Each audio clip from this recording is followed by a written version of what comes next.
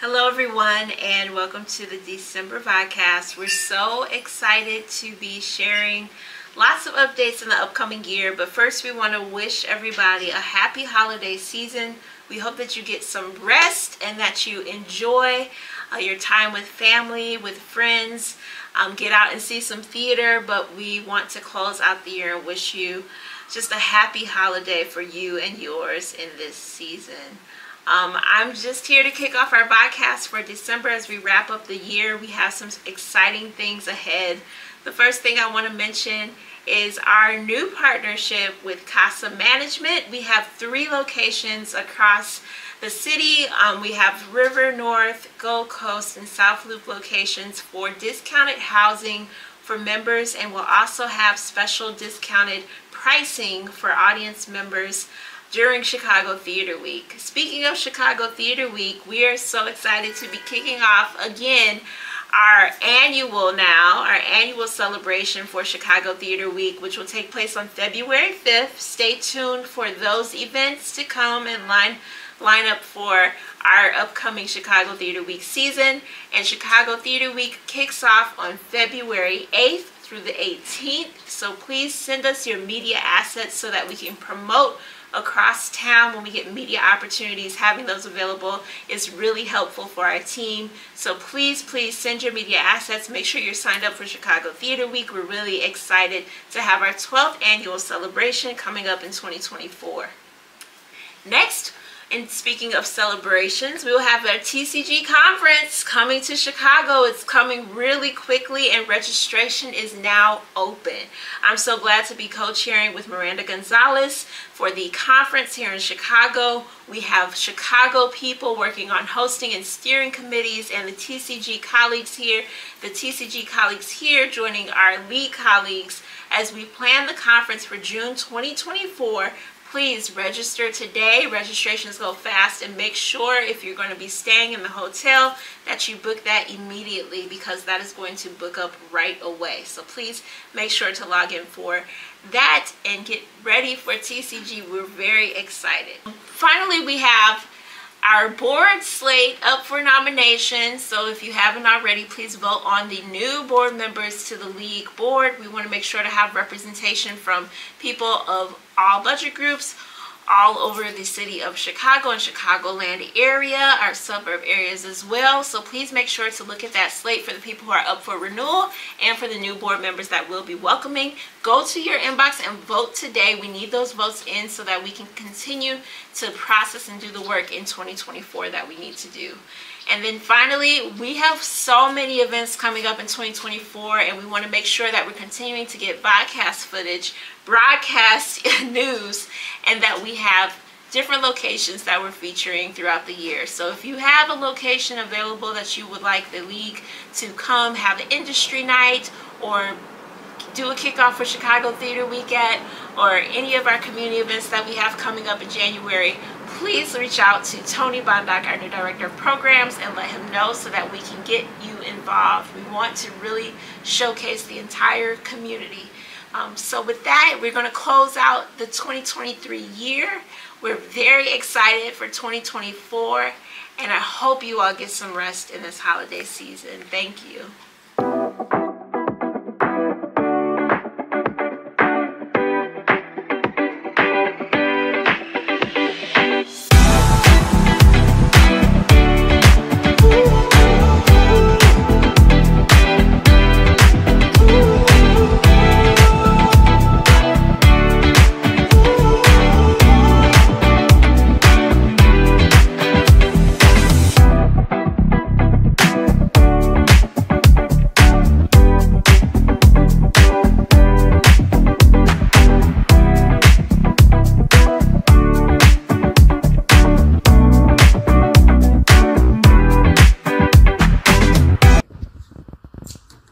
Hi, thank you for joining today.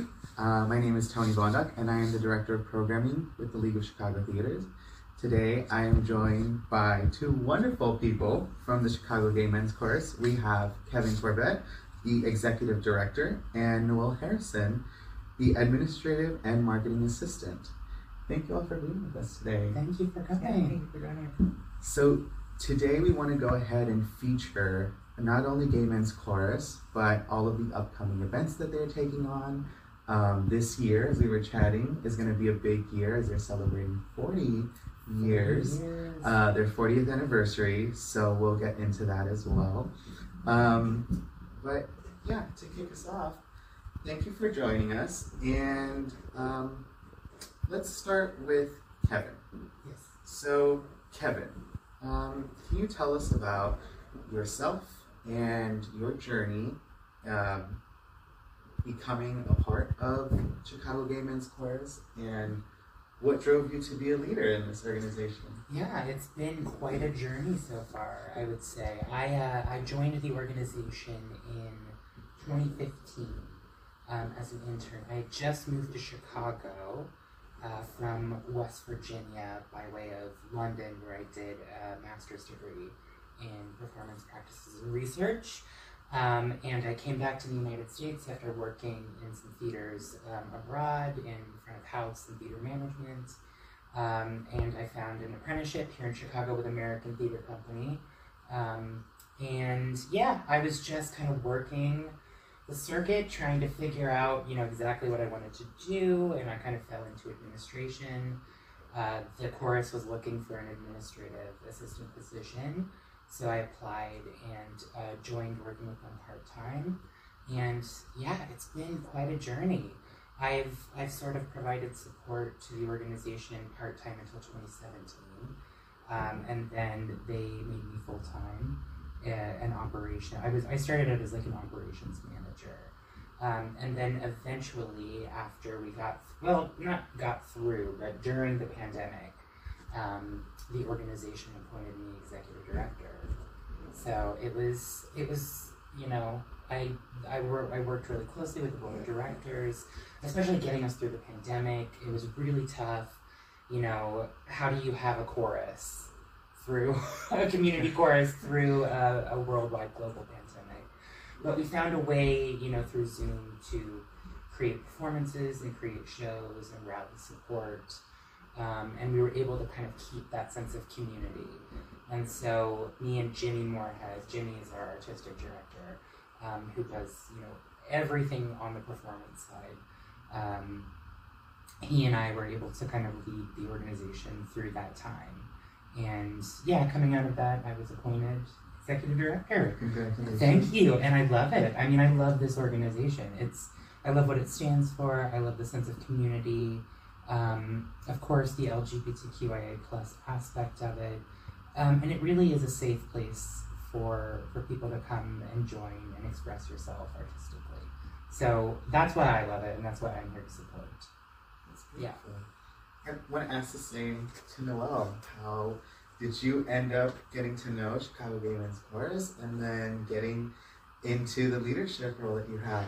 Yeah, absolutely. Well, I'm relatively new as an employee of the course. I've been with the organization since September, which has been great. I've been able to help kind of shepherd us through the process of putting on our big holiday show that we'll talk about later. I myself personally am also a member of the Chicago Gay Men's Chorus, which is how I know Kevin and how I found out about the role being offered. So yay for mutual aid. Yes. But I too, Kevin and I actually have very similar backgrounds, unbeknownst to us before we started working together, but I'm a relatively new transplant to Chicago as well. I moved in 2002, that spring, so just about a year and a half now. And when in the process of moving, I thought, okay, well, we just had a whole pandemic, so some of those friends are gone, and I'm going to a new place, new friends will be made. So I looked up the chorus and started talking with them about joining them. Actually, John Putnam, who is a longtime member and one of our dearest chorus members, is like the first person from Chicago I spoke to about moving to Chicago. He called me at home in my apartment in San Francisco. Real personal touch, and that is, yeah, continued. He's a member of the Leadership Council, or has been previously. So, it's just indicative of how the chorus is kind of a whole holistic organization in terms of being community focused and really providing that sense of creativity and friendship, association, and community. So I've been a long-term member of the course and newer employee, and it's my entire social life, but that's great because there's a huge amount of diversity. I have younger friends, older friends, people from all over the city and the country, and varying degrees of music literacy. It really is just kind of a wealth of bodies that meet together every Sunday to sing. I love that. Yeah. That's awesome also to hear both of your journeys and knowing that through your own ways both of you have found yourselves in this core.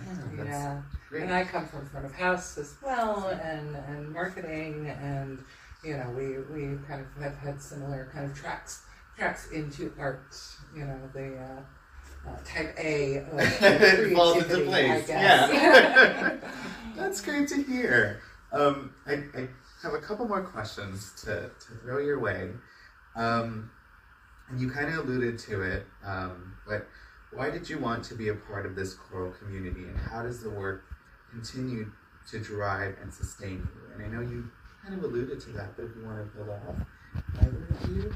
I guess also more specific, how many chorus members do you all have right now involved? Yeah, so I can speak to that. We currently have about 240 members. Wow. So, but that doesn't mean they're all singing at once, because it's a membership organization. Gotcha. So our members pay dues to be part of the organization. And at any given point, you can be singing your show and be active, or you can be on a leave of absence and still be paying dues and part of the organization. That's still a great pool of people. Yeah, it's still great. And for this show coming up specifically, which of course Noelle will talk more about, we have over 200 singing members. Oh my gosh! So it is thank you. It is a huge organization right now. What was the question? Oh, no, why did you want to be a part of this choral community? Yeah. I did not know. So the gay chorus movement, it's a national, international movement, which started mainly in the early 80s as a response to the AIDS epidemic, to get people together to sing and make sure that they're expressing, we're still here. Don't forget about us right now, because this is happening to our community. And, at that time, no one was taking it seriously. So the choral movement was in response to that epidemic, to bring light to it, which is amazing. And so it's continued since then. I had no idea about it until I saw the job posting in 2015. Honestly, I did not know about gay choruses. I didn't know they existed. That's on me. That's my bad. Well discovered. And so, I was working at the Laugh Factory. I was working there, and the chorus actually ended up doing a show there, a cabaret show, right as that opening came out. And so I actually got to see a performance, and I was like, oh, this is fun. This is ridiculous. Like, it's campy, it's fun, it's, it's also heartfelt, and, there's a way to talk about community issues, I think, through humor and through song. So I saw that, and I thought, as someone who is LGBTQIA+ themselves, I also was looking for a community. And so, I thought this would be the perfect way to find that community. And I think when I joined as the staff, I had never felt part of the gay community until I joined this organization. I'm from West Virginia, rural West Virginia originally, where being gay is not great. And you are treated as such. And so I never knew what community was until I joined this organization. So that, for me, was kind of a massive discovery, and I think probably a driving force of why I'm still part of the chorus and the community. I don't sing. God forbid. God forbid. But I'm happy to help create the space for the community. Which is just as important, right, as being and having that confidence to be out there and doing that. But what a beautiful experience, and I think to kind of Noelle's journey. It feels like this is just a great way to immerse yourself in an already established community that sounds more than welcoming and inviting and fun, and I'm really excited to check out upcoming programming, which we'll talk about momentarily. So I'll go ahead and move on to the next one. So Chicago Gay Men's Chorus has been around since 1983. What's the secret to longevity as a Chicago performing arts organization? You know, I think for us specifically, the chorus has been around for a long time, and I think that's a testament to the membership. I think that's a testament to the members of the community and the people that are a part of our organization who have found community and family. Because we continue to sing, one, not only because singing is amazing and good for the soul, you know, but also, you know, I think there's something really great about community arts programs, and especially this one. Sorry, it's ringing. I'm going to turn that off. Not probably. Not probably. Too many phone calls. But yeah, I mean, our organization, you know, until probably, it's 2013, probably like 11 or 12 years ago, the organization didn't have any kind of paid leadership. It was all volunteer. It was all run by a volunteer board of directors and volunteer committees. And so we still have those committees. They're inherently part of the organization. And a lot of our work still is based in volunteerism from our membership. So we have membership council who works with the entire chorus. We have section representatives. We have a performance committee that is dedicated to assisting the artistic director in getting ready for the shows. We have an alumni committee that makes sure that we're engaging our alumni and figuring out ways that we can reach them and let them know about our events. I'm missing like a lot of other committees. There's a wow. gala. There's an organization called Gala Choruses, which is gay and lesbian choruses, and it's kind of the umbrella organization in the United States that also mostly in North America. And so every 4 years there's the Gala Choruses Festival, which unfortunately in 2021, it was supposed to be in 2020, pandemic hit, it didn't happen, but it's coming up next summer, July 2024.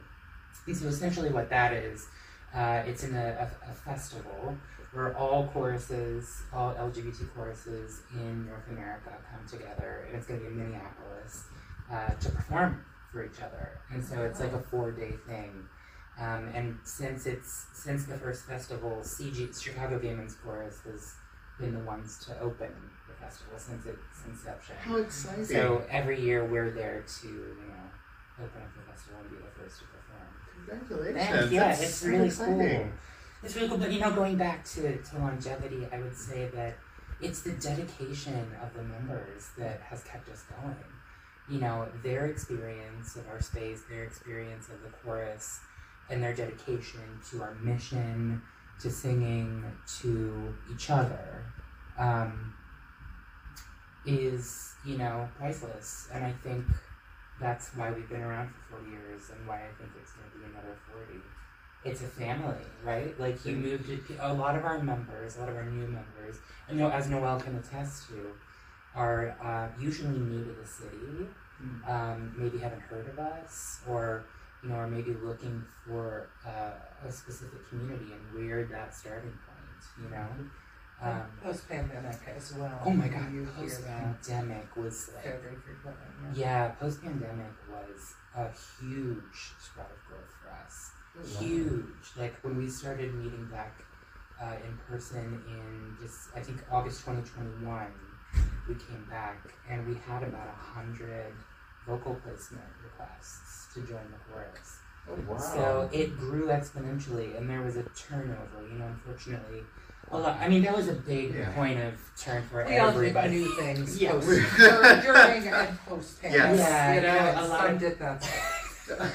yeah, some didn't stick. A lot of, we had a lot of members leave and move out of the city. I mean, it was a big moment of change for everyone. Mm-hmm. But, we had a lot of new people who were new to the city, and who came out of quarantine, like, I don't know, somebody to talk to.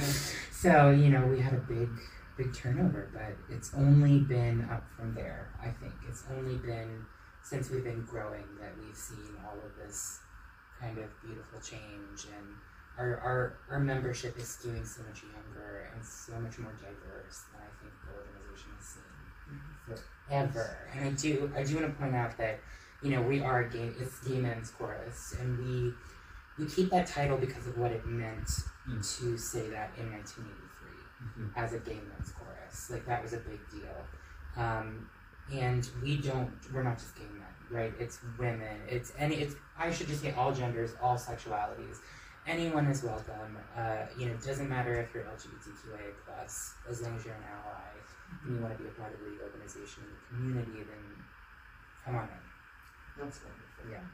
And if I may, Go ahead. I think Kevin is absolutely spot on about the longevity, you know, being a fair amount attributed to the membership base and the people that are attracted to the organization and stay. But I do, of course, you know, as a member, want to give leadership credit as well. You know, between Kevin and our artistic director Jimmy, and then of course plenty of people that I know, but of course folks may not, you know, have interactions with on a day-to-day. You know, it really is such a strong, committed and open leadership structure. And you can really tell that as a member. You know, things are rigid but fun. It is run like a professional performing organization to a degree. And again, I just want to speak to, you know, particularly Kevin being so open to members. You know, he is at every rehearsal every Sunday. He's the first face that you see coming into that space that is truly sacred. I mean, it's a church, but it's also sacred to us as members. And you know, I don't think that should be left on the table. You know, and I believe that not only as an employee but also as a person who came into this experience. It does need to be run, you know, with kindness and openness and transparency, and all of that is very evident. You know, both as a member and as a staff member. I moved to Chicago about 3 years ago, and we talked about this recently. I know that we also just met, but it felt very nice and to know that my experience of entering into the community theater, or the theater community rather, space, was so inviting and welcoming, and it felt like there was just that established sense of family, and I'm so glad to hear that is the case with your organization as well, and I'm so glad that now that we're all part of this, right, bigger community, that we'll be collaborating more, and I'm so excited to see how that even grows further. I do want to touch base on some of the upcoming stuff that you all have, so that we can make sure that not only everyone knows about the programming that's coming up, but all of the programming that you have set for your 40th anniversary. So can you tell me what performances and events do you have coming up? Yeah, well, most present, coming like a freight train, is our holiday event for the 40th anniversary, the big 4-0 ho ho. So that is, we will have 2 performances. We are going to be at the Auditorium Theater here in Chicago in the Loop, December 8th at 8 p.m. So that is one that we're hugely excited about. It's an incredible venue. We're so pleased to be performing there. But she was saying this is, so I was a theater person, got to go on stage at the Auditorium Theater. Exciting. And I was the first one of the group. So Jimmy. And then we will have as well a performance in Skokie as we do routinely. December 10th, that is sold out. We sold out. Yeah, we sold out a couple weeks weeks ago. upon Congratulations! Yeah, so as shout much out as, to our Skokie audience. we love you, Skokie. As much as folks are still beating down the door for tickets, they will need to come to the Auditorium Theater. So that, again, that's going to be December 8th at 8 o'clock. It's got a 2-hour show with a single intermission. And we have a special cocktail that patrons can buy called 40 and Fruity. Awesome. Chicago I will be Tap trying Chicago that. Tap Theater is also Yeah. joining us They'll on be stage. our guests, and they're a delight. We've every collaborated time. with them a few times in the past, and so yeah, they're gonna perform a few numbers with us on stage. I really wish we could be more kind of West Side Story with them. Yeah. Some Oh my kind of, God. That Sharks lead jets, but the unfortunately tappers they versus are the all choristers. lovely and talented and They're nimble amazing. and How you know. exciting! But That yeah, just sounds drag amazing. and music, and we'll be performing songs that we have done, years and years past. Mhm. So we're dusting those off and remounting them. We've got new and even new holiday songs to you. You think you've heard everything you could possibly hear, and you dig up this antiquity ditty. And, it's fantastic, but they're so much fun to sing, and the arrangements are incredible and very impressive. If I, as a small part, do say so myself, so definitely try to get out to the auditorium for it. Yeah. So exciting. Yeah, it's gonna be a lot of fun. And so the rest, since we're in our 40th season, Right. the rest of the season, our next show after this big holiday show will be end of February, beginning of March. We have our Lipstick and Lyrics show. And so Lipstick and Lyrics is a live singing drag show that the chorus has been doing, I think, for about a decade now. It started up as a fundraiser, but then became so popular that we, made it part of our season. And so it's not a full-scale chorus show. It's more of a cabaret-style show where members audition with Jimmy to get a role as a drag queen or king or drag performer in this show. And so it's called 40 and Foxy. So you can expect, a lot of risque numbers, I think. Fun. But yeah, it's a mixture of a lot of solos, and then there'll be a few group numbers as well. But that'll be at the Center on Halstead on, I think it's February 24th and March 1st and 2nd. Yeah. So yeah, and then the next show we do is our big spring show, which is a full chorus performance. And so that is called Party Like It's 1983 when we were, created. And so it's what you can imagine, all songs from that year. How exciting.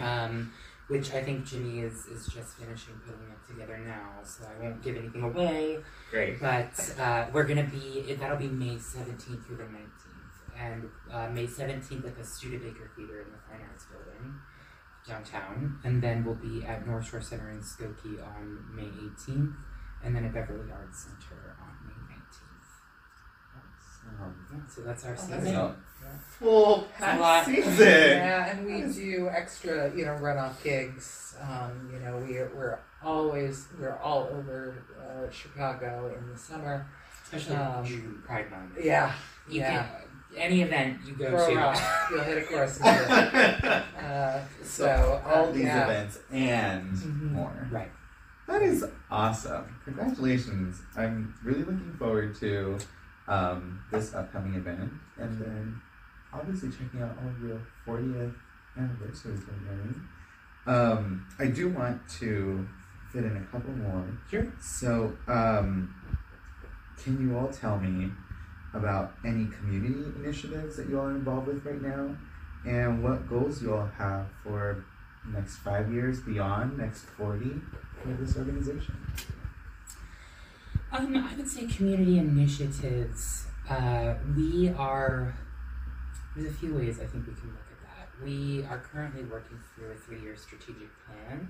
Nice. So, we're trying to strengthen ourselves as an organization, especially as we grow. And so I think with that comes an exploration of, who is our audience and who are we reaching and who are we not reaching. So we want to make sure that, we're reaching the broader performing arts community, and we're, being inclusive. We have a lot of diversity, equity, and inclusion initiatives coming up, and we're going to be working with a consultant who's going to consult with leadership on how we imbue DEI through the entire organization, because we think that's important. We started that a few years ago, and we have affinity groups within the chorus, which is great, but I think we can be doing more as an organization around that. So that is a big part of what we're working on now. And we're also trying to link up with community partners, especially around the 40th anniversary.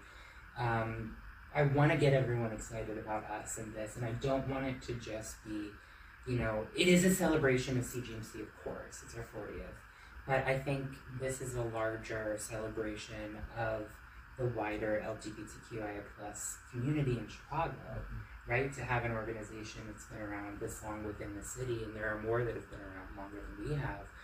But we're partnering with AIDS Foundation of Chicago, Brave Space Alliance, Life is Work, the LGBT Chamber of Commerce of Illinois. So all of them are going to have a presence at our show, whether that's an informational table, we'll shout them from stage.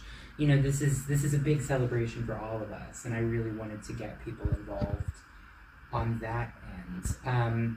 We're also currently working with our local aldermen to get I'm gonna not remember what it's called, a resolution to acknowledge our 40th anniversary. Oh, nice. So I've been working with the office, the 48th Ward office, to do that. So fingers crossed. I think that might be happening happening this December. December is what they said. So we'll see how that goes. The chorus is also a member of the Arts Alliance, and so I recently went down to Springfield for Capitol Day and talked with our local, legislators about passing arts funding, which I think is extremely important for all of us right now, as everyone can attest. So yeah, we're trying to be more out there, and we're really involved with the city, especially. We just, I think I talked to you about this, but we were part of an initiative that was a city planning thing called the We Will Chicago city planning program, and so we were part of the arts and culture pillar of that to, lend our voice to what arts policy for the city looks like moving forward. So yeah, we're out there advocating, and not only just through song, but for the entire LGBTQ and arts community. Well, I think that it is one feat to take on advocacy, and then it's another feat to take on performance. And so kudos to you all to being able to do both, and in such an inviting way, and in with such a communal emphasis. And so I'm so thrilled to have met you all. So glad to have you all as part of the membership now, and that we get to bring our minds together more. And I look forward to hearing all the great things that you all have planned, and all the surprises that you all are going to be taking on. And always surprises. every day. So please keep us all looped in on all things Chicago Gay Men's Chorus. And thank you all for joining us today. Thank you.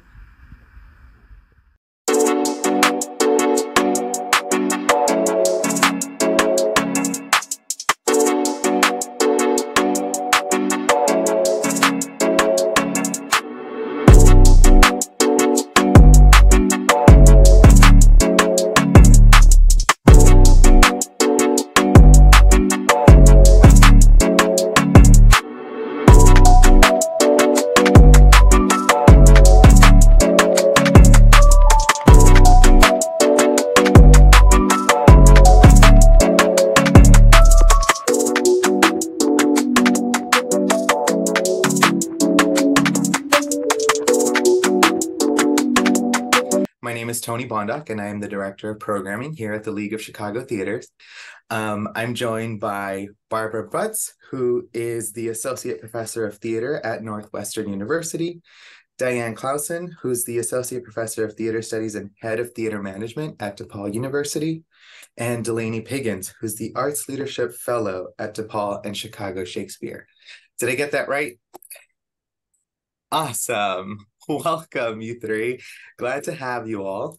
I wanted to bring you all on to the vodcast today to speak a little bit with our audience about this summit that you collaborated on and put together with your students, and talk a little bit about what what work went into the planning process and what expectations you had going in, and then how it all turned out. Now, I personally was there and involved, but I would like to give the floor to you all. So I'm going to go ahead and pass it off to Barbara, who, if you could tell us, how did this start and what inspired you to set up this Arts Leadership Summit? Thank you, Tony. I would like to say that coming out of COVID, I really realized how much our students were transforming their creative practices and spaces. And I've been a longtime colleague of Diane Clausen, and Diane Clausen and I have been sharing resources back and forth for our students and each other for many years now. And also, we've been in conversation about how the industry is changing. So a couple things. I've been planning panels a lot for the SMA, the Stage Managers Association, and I took students to USITT, and I was always struck by how it was in every panel that we had attended, that it was also the older people who were always talking to students. And I thought it would be really interesting in this time of transformation to sort of flip the tables so that it was our students who were always transforming since COVID and have them lead and guide and sort of try and have a dialogue with current theater industry professionals about some of the changes. Do you want to add anything, Diane? Sure. Thank you, Tony and Barbara. So I worked with Barbara for 8 years at Northwestern University when I was the managing director of the Performing Arts Center, and we co-collaborated on creating a theater management module. And when Barbara reached out to me about this idea that she had this vision for the summit and for a class, and the idea of actually co-teaching a class across campuses with her theater management students at Northwestern, who I sort of knew what that world was, having come to DePaul from Northwestern, with the DePaul students, I thought, what a wonderful opportunity to reimagine sort of the pedagogy of how we're teaching with different resources across different campuses at the same time. So using that as a model, in a sense, sort of a model that we will take the lead as teachers, and we will take risk, and we will create a new class. And at the same time, we're asking our students to reach across campuses and to research and investigate and interrogate what is happening in university theaters, what they're doing in university theaters, and how that may be changing or leading or reflecting or pushing back against the changes happening in the industry. I think the only other thing I'll add is, adding on what Barbara was talking about, our field is in so much change, and it's really exciting. And sometimes I think about what my students have been through in the last 4 to 5 years and how isolated they have felt. And so I love this idea of, through the collaborative class and then co-creating with the league and Northwestern this summit, that we could get them out of the bubble, and we could get them into the world, and we could get them past sort of the hurdle of feeling that they're in a bubble and not knowing what their future could look like. I'll pass it to Delaney. Sure. Thank you. It's so beautiful to hear the origin of even the idea and being at the center of these students. It just reminds me of how much work and how much dreaming and forethought went into Barbara, even you bringing the idea to Diane. And then I think sort of the stepping stone after that, how I got involved, is I'm an arts leadership graduate student at DePaul. So I sort of work in both areas. I sort of get to sit in this middle seat of, I am, getting another degree. I am a student, and I am also working full-time at the same time. And that lens has allowed me an opportunity to sort of see the questions and the changes happening on parallel tracks. And that was a conversation that continued to come up in my class with Diane. And so Diane and I started to talk more about similar ideas. And I think there was a moment in class, Diane, where you just had like a light bulb moment of, well, I've been having this conversation with my friend Barbara, and I'd really like to introduce the two of you, and maybe you'd be interested in lending another perspective to the work that we're creating in terms of creating a class that is a lab for students to practice the questions they're asking and to find a connecting thread outside of their classroom that brings context and brings also agency to the work that they're doing in the university space. And that was really exciting to me because, you know, before coming to this graduate program and this fellowship, I've worked in multi-generational theater and as a teaching artist for many years, mostly with high school students. So some of the students that I started teaching in high school are now the age of the students of our undergraduate class. And so I had sort of had this thread of watching those questions begin to percolate with other students of their generation and then have them, you know, blossom in other really content focused ways in the class that we created. And it has always been in my interest to find more ways for people who might not have an opportunity to hear perspectives from each other or to share their ideas with one another because they're separated by years or they're separated by formal positions or they're separated by institutions, to have a space to do so. And I think that's something that really, you know, led me to find a lot to learn from both Diane and Barbara and led my own creativity in collaborating on this class and summit. Thank you, Delaney. Tony, if I could add just a couple more things. One thing Absolutely. Thanks. One thing that was really important to me, one of the big questions I had was like, what should research universities be doing in this moment? And I think that was a driving factor for me. Also, it was really important to me that the students actually lead and that we gave them the tools to move forward as leaders and decenter ourselves in the class and therefore encourage them and support them in leading the summit.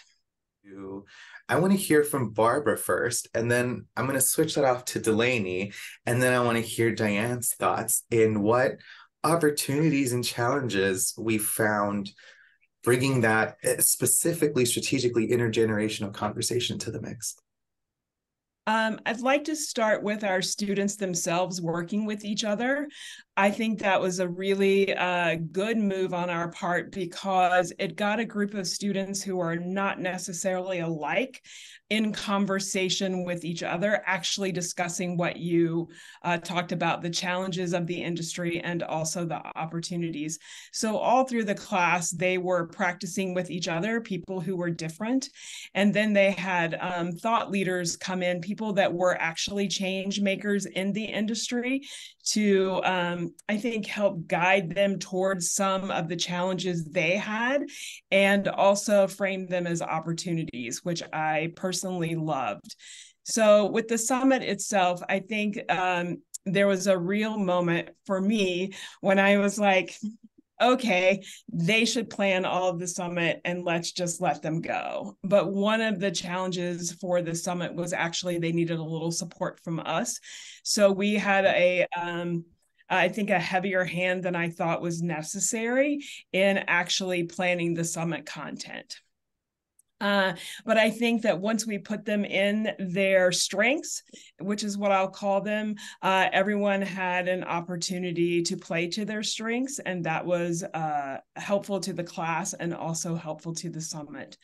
For the summit itself, I think there was a moment where we were all like, 3 hours, this will take 3 hours, no more than 3 hours.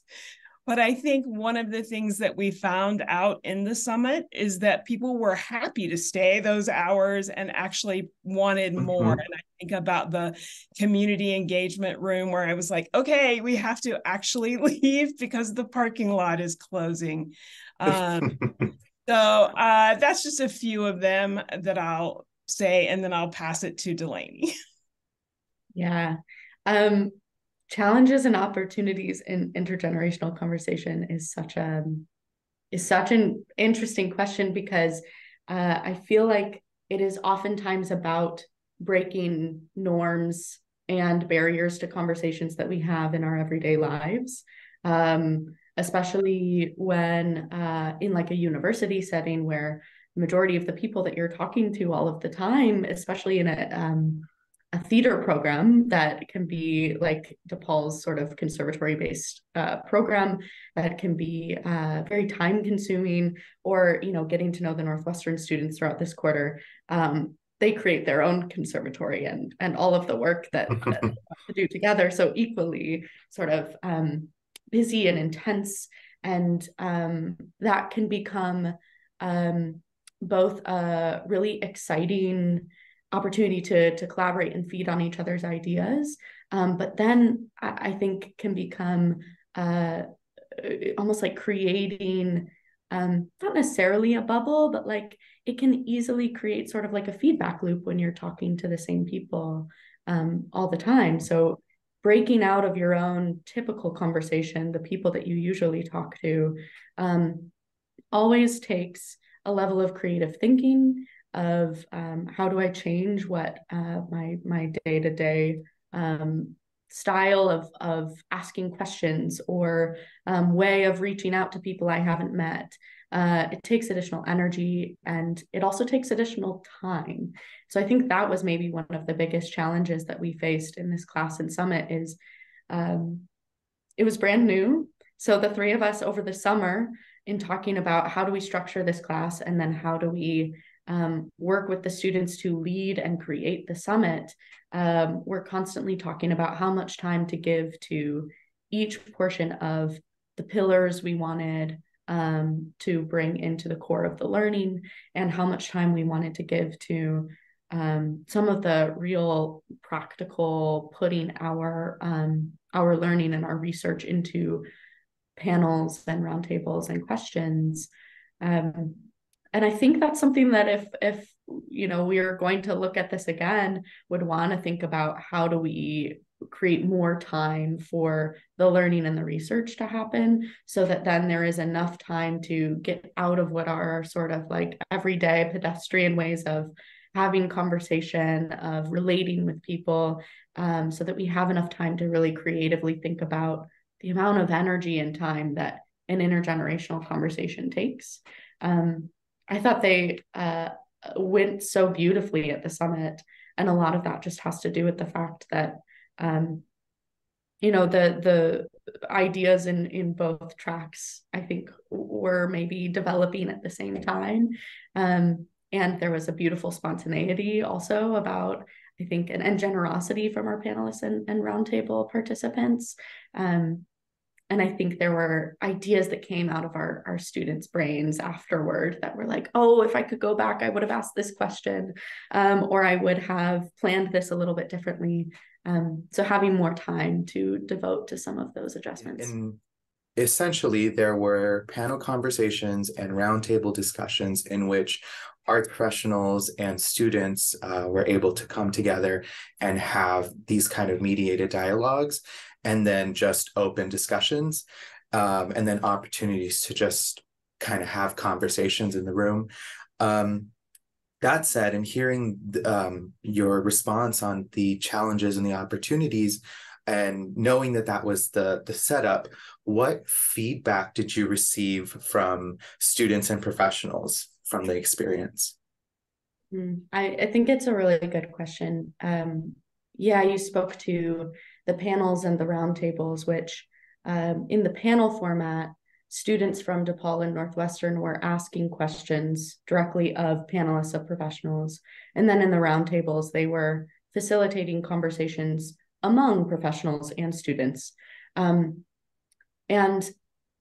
one of the things that I've been reflecting on a lot of and getting feedback from professionals that's really sparked this is, we've had a couple of the folks who participated in panels say, I haven't been able to be that authentic with my thoughts, with my opinions, with my with what I know and research and do every day, in panels that are facilitated by other professionals.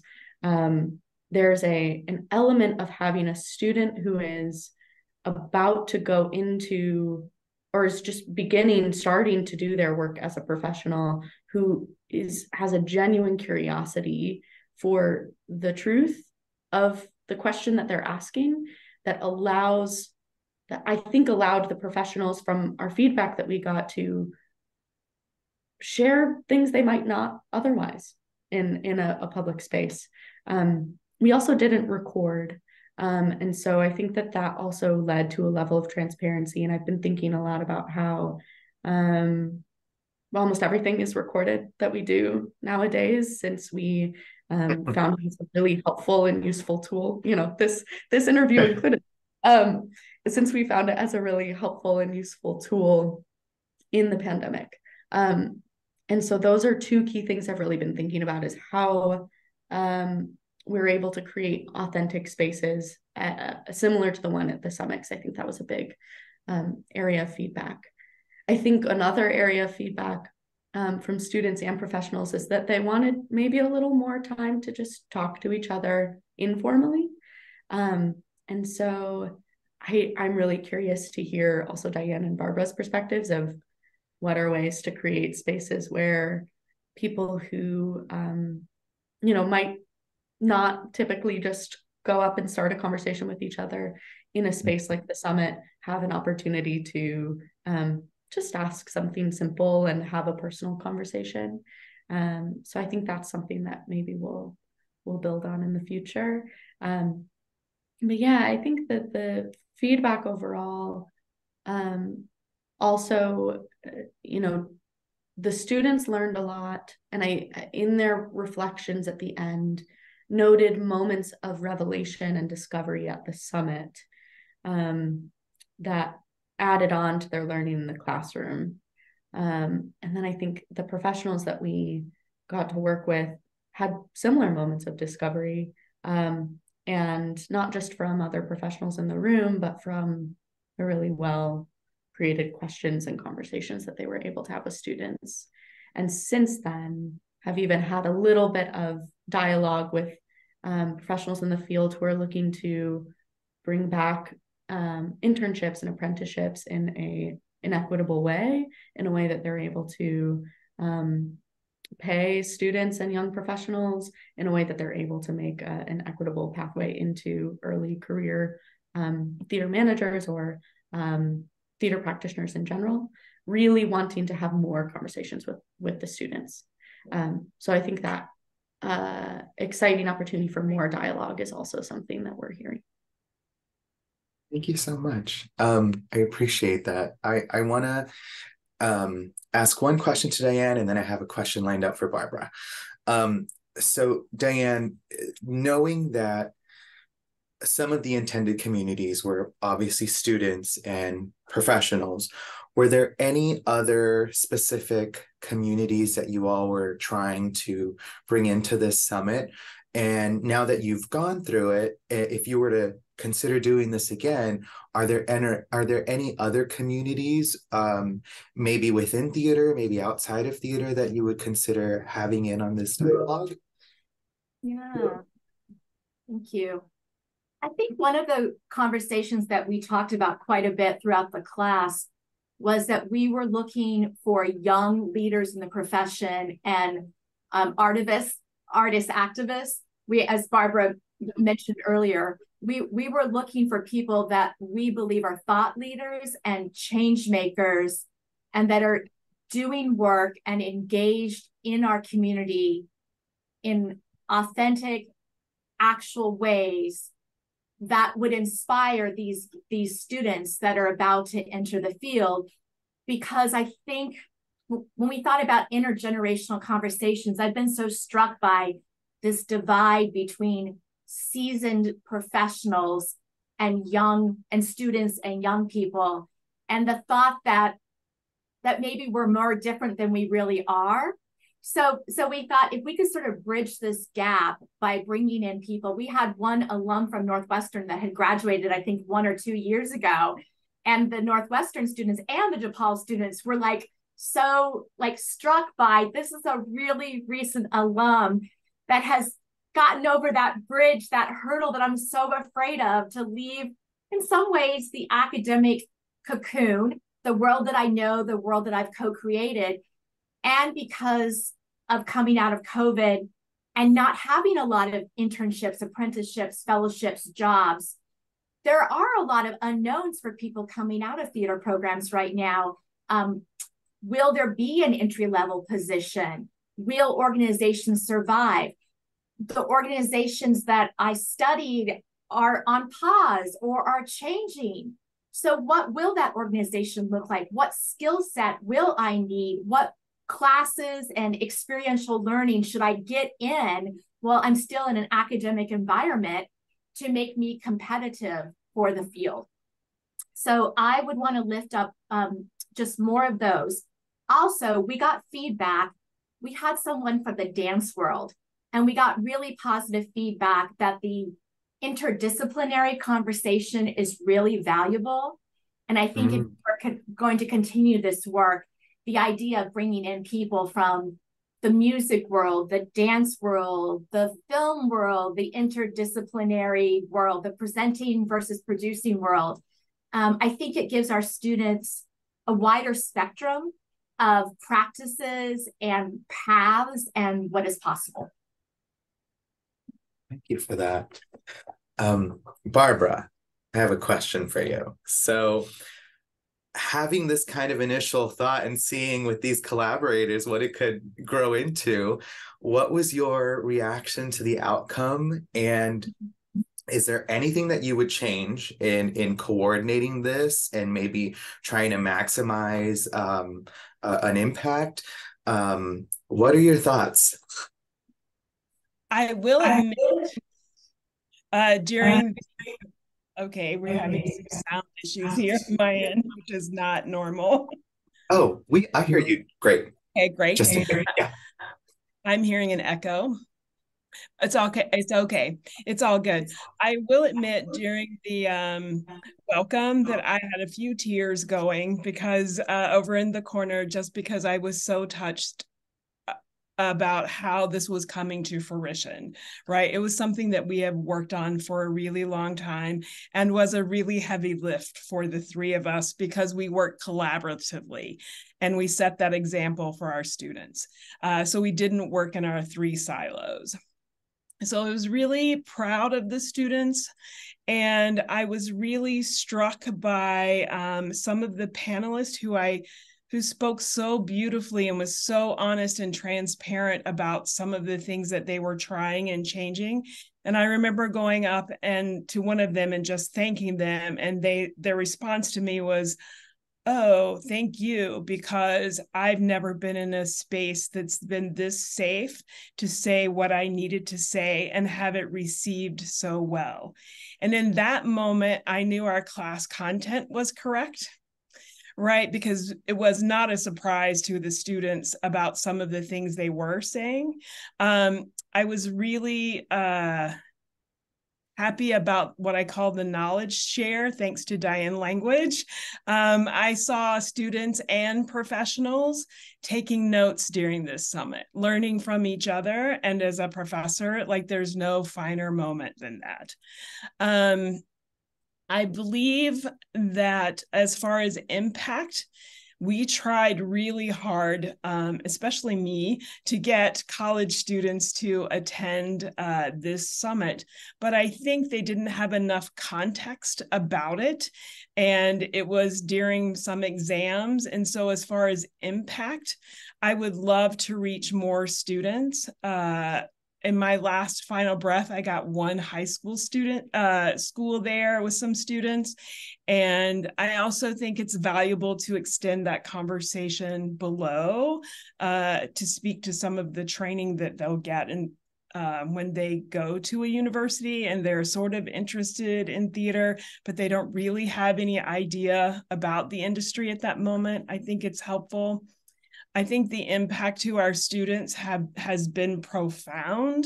When we first started the class and the summit idea, we we found out through surveying them that most of them never knew what a thought leader was or who to follow in the current industry. And also the Northwestern students didn't feel their voices were heard. And so now, as far as impact for this particular group of students, they are telling me, oh, we stepped outside our comfort zone. We did something weren't sure we could accomplish. We are more knowledgeable about the future and how to participate in it. And so that's why I say for future impact, I would love to have more students at the table, especially student leaders. And the feedback from the Northwestern students is we would like to have some of the more seasoned professionals at this table to join this conversation. They're now feeling brave. And I think overall, all three of you should be extremely proud of the event and over the dialogue that I was able to be a part of, that I heard, and walking out with some of my colleagues as well, being able to reflect immediately and like, wow, my brain is just still going. I want to say thank you. On that note, is there, so now that we've made it to the other side of the summit, where does that leave you all? Have any seeds been planted? I want to hear from Diane at DePaul and then Barbara at Northwestern. What should we expect from this? Is there anything else that's cooking right now? Or is this something that we're going to maybe put down for a second and reevaluate come after the holidays? I have a couple immediate answers, but I also want to have some time to brainstorm with Bob and Delaney. But I'll give you two immediate answers I have. One is that we've had some budget cuts at DePaul, and we decided to cut a capstone class that we've had for a while for our theater studies majors. So I decided to co-design this class as an elective that could be a capstone replacement class for anybody in the theater studies program, which incorporates more than theater management majors. So we had comedy studies majors in the class. We had theater arts majors. We had a dramaturgy literary criticism major as well. And so I've been thinking a lot about how we define management, leadership, and giving opportunities and resources for all of our students to explore and to model and to have curiosity around what it means to be an artist activist in this moment. So I'll share this because I have shared it with our dean. I do have this vision of creating an elective class for the entire theater school at DePaul. We've got about 450 plus students, and inviting anyone who's a student at DePaul in theater school into an arts leadership and innovation elective, and to see who wants to enter, who has curiosity, and then to co-build that class, maybe in a model across campuses, maybe in a model with my own colleagues here at DePaul, either within the theater school or outside of the theater school. So those are two immediate ideas. I think that's great. And I think it speaks to there is leadership everywhere, right? And even within these disciplines that are all under theater, right?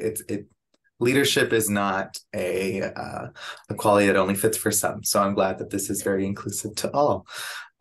Barbara, is there anything that we should be looking forward to at Northwestern, or should we hold for the announcements? One of the things that we're going to be doing at the beginning of winter quarter is presenting our midterm projects, which do a couple of things. Our students have created a course they want our dean to teach to get more student voices at the table. They have reimagined the first year curriculum. They've done a whole lot of things. So I think our first step is actually to present that within our own university.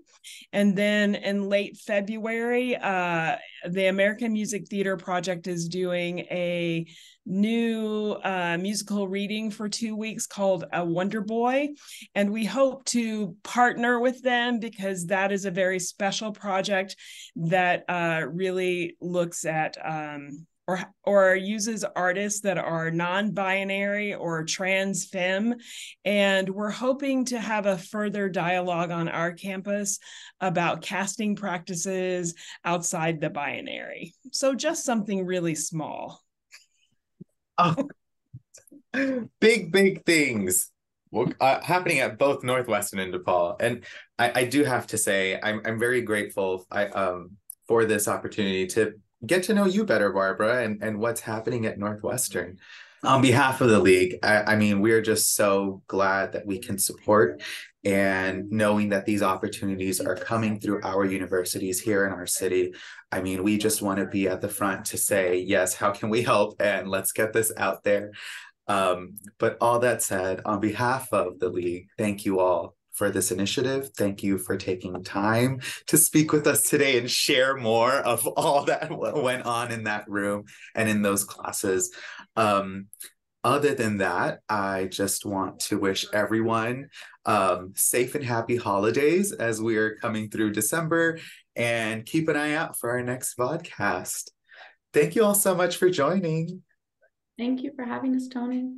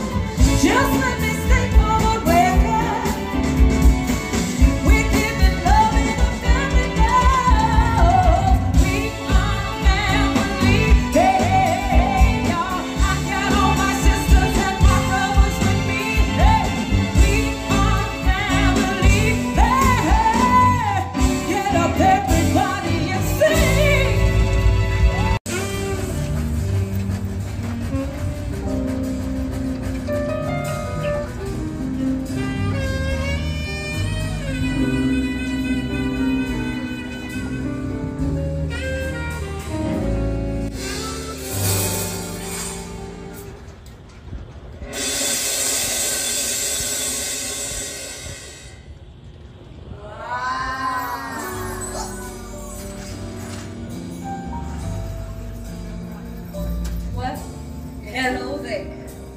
I am Madame Zinzani, and you are... Delighted to meet you, Lucy, darling. Lucy, darling. I love what you've done with the place. It's almost clean. Oh, no, sweetie. Now, I've heard so much about this, and I never believe rumors, so I just had to come and check it out myself. Well, darling, know that you are more than welcome. Oh, don't you worry. I always make myself right at home. Well, I only said you're more than welcome. My goodness, I can already tell I'm going to have a wonderful time. You're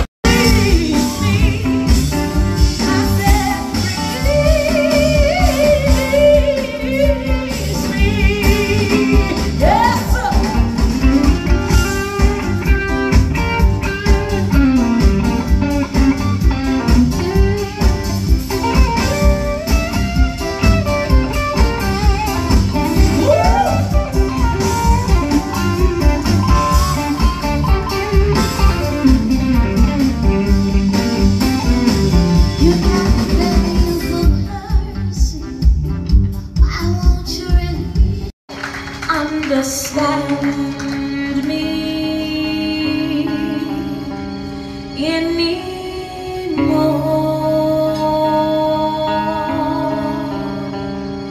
to dread this fantasy.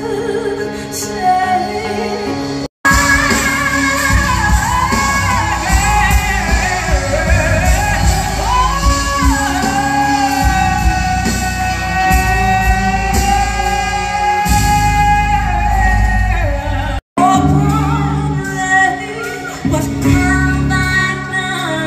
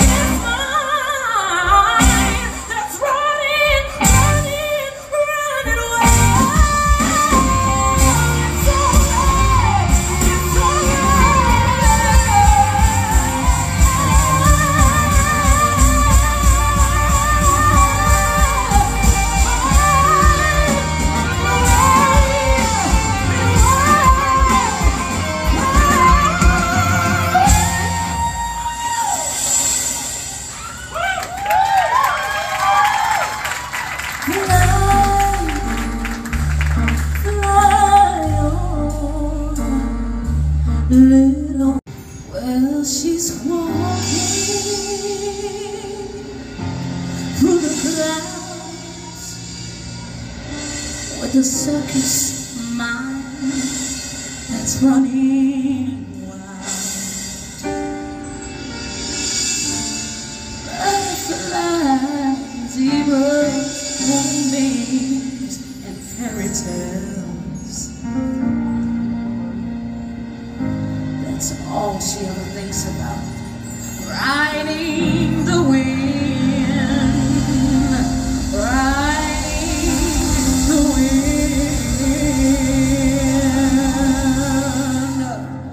When I'm sad, she comes to me.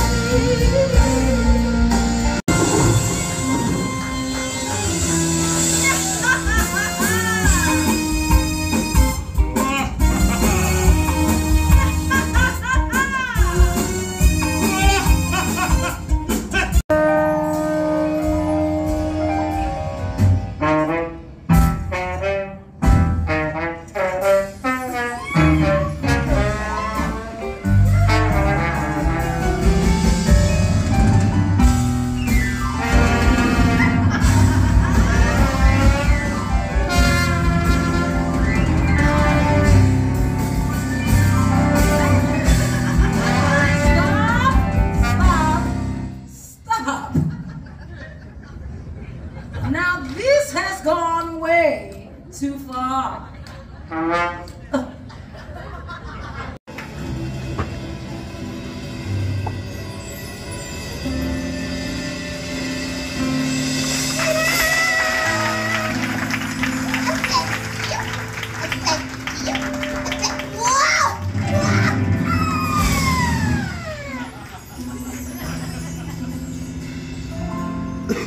Me, shaved credits, fennel with a gingerly salt dressing that is quite rich.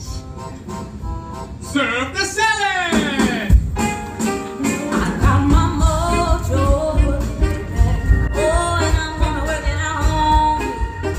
Oh yeah, I got my mojo working.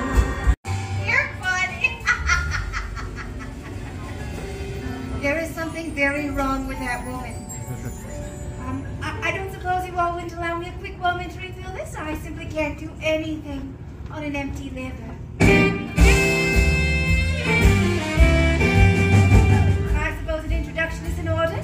Lucy Darling, world-class magician conjurer, and tastemaker socialite extraordinaire. Thank you, darling. Good girl. You see, as a world-renowned tastemaker, it is my job to know what's good. And I have to tell you, my sweet, you are very, very good. Look at you, all dressed up, so pretty gorgeous, fabulous, stunning, unbelievable, and, well, I'm sure you have a lovely personality. What's your name, darling?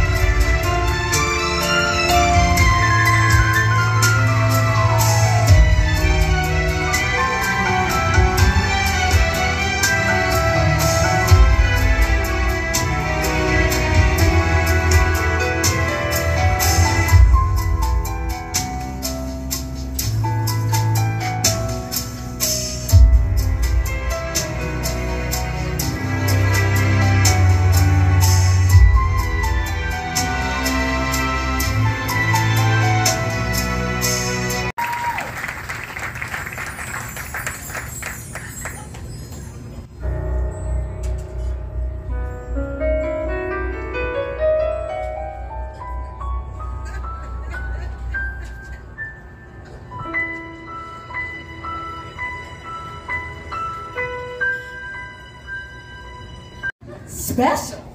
Yeah! Well, darling, tell them they'll never find parking in the loop. It's okay, don't worry. They're coming on the train. The train?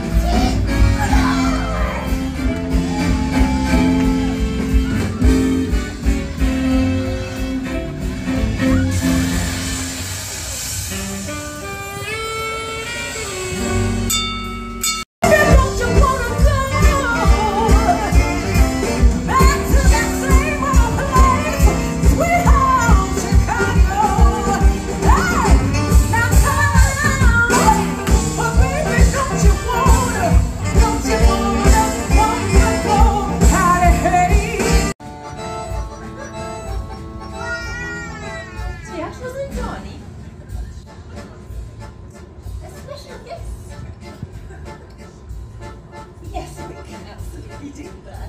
Pretty, if you please. Yes, ma'am.